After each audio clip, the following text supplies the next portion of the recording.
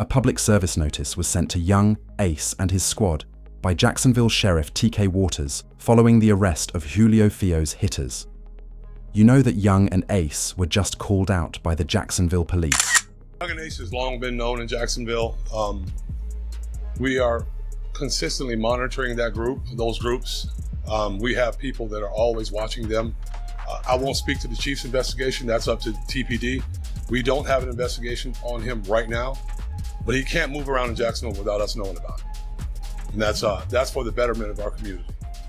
When the Jacksonville rappers Yungeen and Ace were arrested, and the sheriff would go on to give more details. You have drill down here. Oh yeah. I thought that was a Chicago thing. No, man, it's down here too, man. And the thing about it is we like to run them out of town. Like, there's a couple of them that they know they can't live here anymore. There was a particular song, Vanessa Carlton. What's the name of that song? It's real catchy, everybody likes it. Yeah, 1,000 Miles. They sampled her song, and then they made a song, a rap to it. And they were talking about people that had actually been in Jacksonville. About 5 or 6 of them, right? They named in that song? They did name it, yes. But that's what drill rap is. It's nonsense, but it's impactful because they're talking about people that have actually been, those people have parents, they have mothers, they have fathers, they have brothers and sisters that feel the effects of what's going on. They think it's a joke. Yungeen Ace have been under investigation by Jacksonville police for some time after the 5 people detained in connection with Julio Foolio's killing recently disclosed that they were hired by Yungeen Ace as hitmen from Alicia, Isaiah Sean Rashad, and Davon. They have been calling off all of Julio Foolio's performances because they think that Yungeen Ace paid them to get him out. This is done to cut down on Yungeen Ace's revenue in case he needs legal counsel later on. Police and I don't know how they be doing it, but they always call around and cancel my shows. What's up with y'all? What's going on? Why y'all want to cancel my show? I don't even live there in Jacksonville. Why y'all want to cancel my show? Why y'all trying to my money? Yeah, man, y'all trying to my life. Cause y'all worry about what I got going on. I ain't dying, I ain't with y'all. Y'all canceled all my shows, but I just had a show in Tampa. Y'all got my show canceled in Tampa. I had a show in Virginia. I called, got my show canceled up. I had a show in Gainesville. Y'all canceled my show in Gainesville before. Daytona. You feel me? Like, what's really going on? But were you aware of the particular reason behind their actions? The reason for this was a video that was meant to be announced, but was leaked online. A Jacksonville rapper admits that he put Julio Foolio in his sights after Yungeen Ace put $10,000 on his head. Hey, on everything I love, bro. On the day homies, bro, I put it on everything, on my soul, on my kids. I'm the one that smacked Julio Foolio that night when he got at his birthday celebration, bro. You feel me? I ain't gonna show my face and give my identity away or nothing like that, but you know, I did that, you feel me? There was money on his head, you feel me? I rock with Ace and them boys, you feel me? ATK, you feel me? I be in Jacksonville heavy, you feel me? If you know, you know.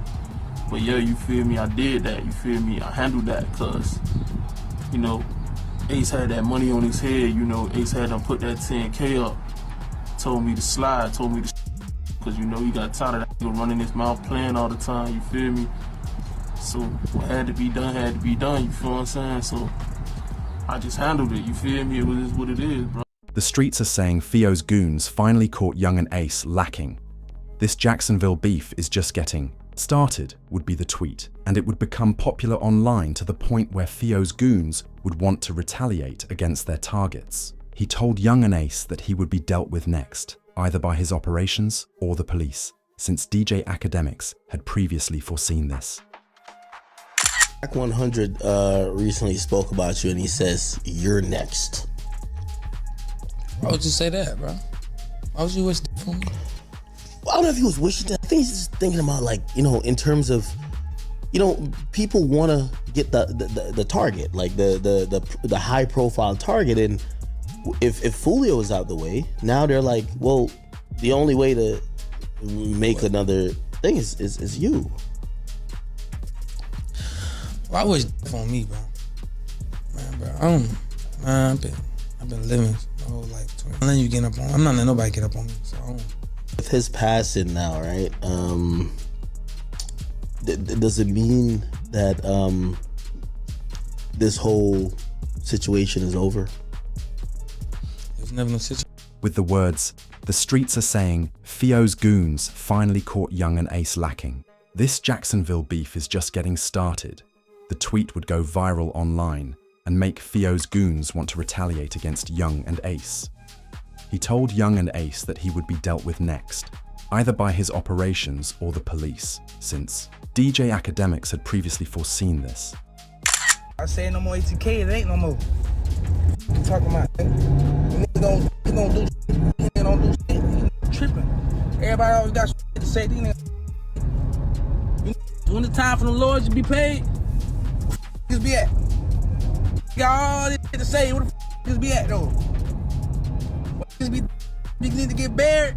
When the time to spend that money, where the niggas be? Always got shit to say, but don't be on shit, man. They don't get no feet wet or nothing, man. You niggas be talking, man. What's wrong with these, man? Talking about don't talk like me. Don't get the man. When I say no more ATK, ain't no more. Then, after he had shared that on Instagram, his operations would constantly send him direct messages with an old video of Young and Ace in the hospital. When he was leaving a restaurant in that video, he was almost killed by a group of people, and he warned Young and Ace to be ready for it to happen again. I'm trying to come for him. I try to hold RJ. I'm trying to RJ open the door. I open the door, I'm pushing him out. I'm like, I got you, bro. I got you. He got grab a shirt. I'm like, I can't move. He tell me he can't move. I jump out the car. Coke open the door. Coke said, call it anywhere. It's called. In Jacksonville, operations wants Young and Ace to leave, and the police want to arrest him for several offenses. As per the official police documentation, the police just announced that Young and Ace will be taken permanently. Born on June 21st, 1998, Foolio was ambushed by competing street people in Tampa on Sunday morning. Young and Ace, two ATK rappers, most likely paid for it. Due to social media, a weekend that was supposed to be a birthday celebration ended up being the worst thing imaginable. When Julio's team got to the B&B, they immediately decided to book an Airbnb for the weekend, as seen in this Instagram story. The pool party start the day at 5, 6 o'clock. If you already got the address, pull up, man. You got the address, pull up. If you need the address, DM me right now. The pool party start at 5, 6 o'clock. DM me for the address or DM Foolio booking ESPN. I'm gonna put it right here. We just got here, bruh. You got to add it. You got to add it, man. Push up. We just got to this bit. Tampa, Florida, man. You already got to add it to the pool party. Push up at 5:30, man. Push up at 5:30, man. We finna get everything right. Push up at 5:30, 6 o'clock, man. It's up. It was only around 2 hours long, the celebration inside the Airbnb. Julio shared photos of the party with everyone, showing that he was with several ladies, one of whom would eventually be connected to the goons who would assault him, and that alcohol was drunk. Given that he demonstrated his methods and every action to millions of followers, this was the first of many mistakes he would make. The police came to the B&B an hour later, contacted the landlord of the house, and he would subsequently kick Foolio and his team from the crib, while Fio would once more share his next move on Instagram. A poster for a local club might use this to inform millions of followers of his whereabouts and provide the precise address. His efforts to set a social media record for the most location drops to his operations in a single weekend would almost seem to be the same. He would post on Instagram again after he got to the club, this time indicating the precise spot of his seat in the lounge upstairs. Hey, even my birthday, man. Everybody coming up the stairs. No cap, man. You know what I'm saying? You know what I'm saying? We deep as 20 deep, lit everywhere we go. The operatives would have adequate time to assemble, plan, and scout the region where Fio is acting otherwise. For the operations, this specific day, the 23rd of the month, was essential, but more on that later. In order for his manager to secure lodging, Fio and his group would eventually gather in the parking lot after leaving the club. When they arrived at the Holiday Inn, they would all start driving down. According to accounts, it was peaceful, with Foolio and 12 of his own group seated on the hoods of their vehicles, but 3 members would appear from the nearby bushes. Before competing, automobiles full of locals would begin to drive down the street and enter into the hotel entrance. You may probably imagine what their next assignment was after their main objective of locating Foolio. The fact that Foolio published a successful song called When I See You on the 23rd of the month, in which he ridiculed Yungeen Ace for losing their brothers. In the lyrics, Foolio rapped about going out to lunch on his as Foolio had mocked them for. These thugs would now hit 4 persons in total on the 23rd day of the month, on Foolio's birthday. And if that wasn't enough, Yungeen Ace would rap the words of a brand new song that was composed following Foolio's passing. 4 in the car, 1 of them gone, 3 got hit. In response, Yungeen Ace's group performed new songs that were a reenactment of Foolio's words. After the incident, this was shared 6 hours later. Yungeen Ace's song, Do It, a straight diss tune about Foolio, was published when he died earlier today. In the meantime, Yungeen Ace's right-hand man would share King Vaughn's Instagram post stating, "Game over, we won, stupid." But the story gets crazier from here, as the police would end up finding the actual reason Yungeen Ace wanted Foolio gone in the official police records, which read that 1 month ago, before Foolio passed away, Foolio did an interview speaking on the beef in Jacksonville, and he would eventually reveal that a song was supposed to be written with both groups to stop all the crime against each other. Y'all probably didn't know this. Even though I said what I said, but bro, me and J.Dot Breezy supposed to be doing a Stop the Violence song. We probably gonna get that shit in motion.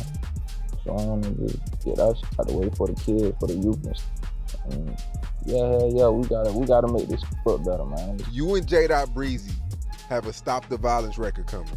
Yeah, that shit, it's talked about. I DM'd about it. My big cousin wrote about it too. He said he with it, I'm with it. But basically right now we trying to find it. On the other hand, professional rappers hold a different view, assuming that Yungeen Ace were pretending to wish to put an end to their rivalry in Jacksonville in order to allow Foolio to relax. In light of Foolio's conduct, on Instagram that day, this makes sense and would even get Charleston White. And everybody saying, man, what you think about this? Well, all I'm gonna say is, man, that works hard. Did he earn this here? And goddamn it, should nobody be sad? Where that live and talk gangster? Should nobody be sad what did happen to Foolio? One thing we know about it, he didn't go to heaven. That's ain't good. What's that? Yeah, now one thing about it, he ain't in heaven. Now where that boy, he had all the time in the world to apologize to them people. He was going to the graveyard, rapping at the graveyard. Man, that was making people mama cry. It's some people relieved, wiping their forehead saying, "Ooh, Lord, thank you." And then there's some people crying, saying, "Oh, we." However, the actual reality would be revealed the following day. The death of ATKMIJ, Young AC's best buddy, was the cause of all of this. You may be surprised to learn that in April 2022, police would stop over and investigate Foolio when they noticed him driving a Dodge Durango with an unlawful window tint. It became somewhat odd when a prosecutor arrived. In addition to identifying Foolio to the police, the prosecutor unlawfully searched his vehicle. Once they found out who he was, they led him into the police patrol car and asked him about ATK Mitch's death. So, I ain't want to bring it up, I know you're going to be upset. Mitch, there's some texts I want to talk to you real quick about what happened to Mitch. How long that's going to take? Not that long, depends on you. They just going to ask what you know about what... Foolio was immediately taken in for interrogation because he knew he would be questioned as he got into... Go to my mama's house. I used to stay on the corner. He would come over there, show his, support. What type of work do you do? What type I'm an artist. You're an artist. Okay. As far as Mitch go, what are you hearing? Nah, really, I was in Miami when I heard the news. You know what I'm saying? I was down making music, and I saw posting on Instagram. Mitch, the whole Jacksonville, Mitch. The investigators would start by looking into how Foolio and ATK Mitch knew each other and their relationship. They would also start by asking Foolio where she was when ATK Mitch passed away. All right, the reason why I'm here, I am lead on your friend's case. Ooh. You didn't have a friend that just recently got killed? A lot of friends that, Recently? Mitch? oh, yeah. So I'm lead on that. I don't know how close you guys were. Can you kind of give me a, just rundown on y'all relationship when y'all met? How long y'all been?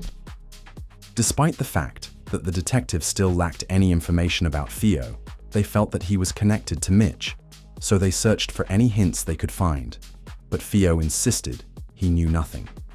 If you may know or hear something, that'd be helpful as well. Because if you know his mom, you can sit up there and call his mom, then I'm pretty sure you would want her to have some answers as well. Oh, my little brother, I don't know who did. I don't know. I ain't here. That's what I'm saying. You will never know. You know what I'm saying? I don't know. No, I just heard they say little brother. I'm like, you know what I'm saying? I'm in Miami at the time though. You ain't tired of that, man? Yeah, but I'm knowing it. Since Theo was denying any involvement in Mitch's killing, detectives were growing more and more frustrated with his silence. They would question him about the connection between his music and several crimes. You think that your music or your ways or the way you conduct yourself through your music had anything to do with him? Nah, because even before I was rapping, it was, you get what I'm saying? Like, you can't just say it's my music, that's why somebody, you get what I'm saying? Okay, do you think it influenced someone or triggered someone, like the way y'all going back and forth with it? Do you feel that way? Nah. A song can't make no do nothing, bro.